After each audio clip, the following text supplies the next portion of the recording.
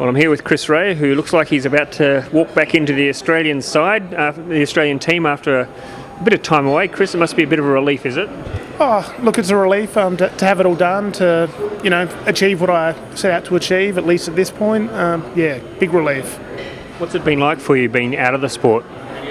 I think I needed the time away. There was a lot of stuff that I needed to sort out. There's a lot of work that I needed to do. I had to put myself back into a position where I could train and train properly.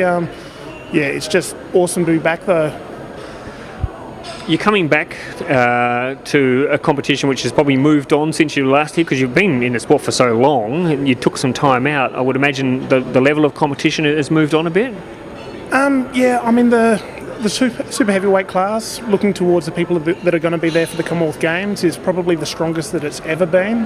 And, that's just a bigger challenge. It's something to look forward to. It's something which I loved about weightlifting.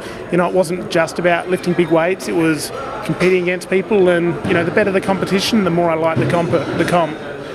And what's driving you now? Is it to prove to yourself that you can do it, or is it for your supporters who maybe feel like they want to get behind you again? It's just proving to myself that I can do it. I think today was about proving that I still had it and I still had what it takes. Now it's about proving to everyone, not just an Australian audience but the Commonwealth audience, that I'm still here, I'm still good, and I'm still someone that you don't want to come up against in a big comp. I saw you do an interview during the week and you talked about your knees. How bad are they? Put it this way, I'm happy to swap with pretty much anyone. They're pretty bad. I had some issues for the last couple of weeks with my knees. I've got through today. I think my knees will be back to a good training point in the next week or two. So I'll have a bit of a rest and then get back into it.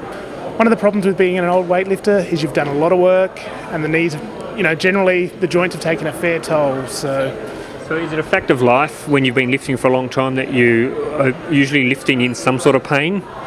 Oh, look, when you're pushing yourself to the limit, there's always going to be some form of pain.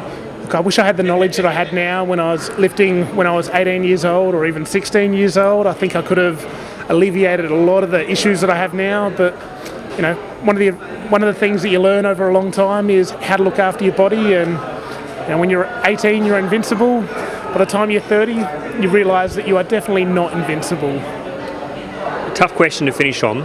Tell me a little bit about the rivalry, if there is one, with Damon. You beat him in 2006. He won without you in 2010. Is there a rivalry there? Is that something that drives you? Oh, look, he's somebody that I do need to beat if I want to be going for medals at the Commonwealth Games. He's definitely going to be around the mark. I don't have a particular rivalry with him. It's about getting the best result possible, and that's something which isn't a person-to-person thing. There's lots of people for the Commonwealth Games. And I've asked everyone that I've interviewed today about butterflies. Have you got any yet, or do you think they'll come a little bit later on? Oh, look, I'm a pretty seasoned competitor. One of the advantages of being the oldest bloke on the team is, I've been around for a long, long time. There'll be butterflies, but, I know how to control them, and, I'm looking forward to the big day. It's good to have you back in the sport, Chris. No worries. Thanks a lot.